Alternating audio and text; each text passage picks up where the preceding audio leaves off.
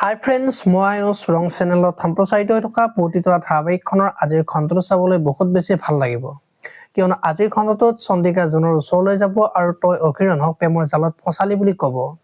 মানুহে সদায় সামৰ্থ্য অনুসৰি সপোন দেখিব লাগে, আকাশত চাং পাতিবলৈ যোৱাটো ভুল। তোৰ নিচিনা চোৰক বিয়া পাতিলে আমাৰ ঘৰখনৰ সন্মান সকলো শেষ হৈ যাব।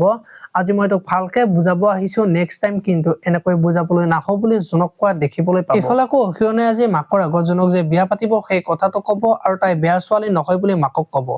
তই এজনী চোৰৰ লগত বিয়া পাতিলে তোৰ সন্মান ক'ত থাকিব বুলি ক'ব আৰু মই এইখন বিয়াত কেতিয়াও সন্মতি নিদিওঁ বুলি ক'ব। আৰু তেতিয়া অকিৰণে মাকক বুজাই থকা দেখিবলৈ পাব।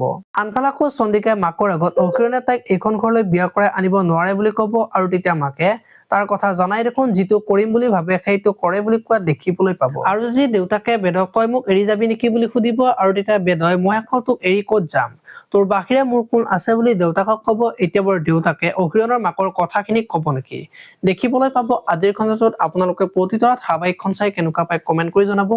আৰু যদি আপোনালোকে এতিয়ালৈকে চেনেলটো ছাবস্ক্ৰাইব কৰা নাই তেতিয়াহ'লে চেনেলটো ছাবস্ক্ৰাইব কৰি ভিডিঅ'টোত এটা লাইক কৰি দিব। ধন্যবাদ।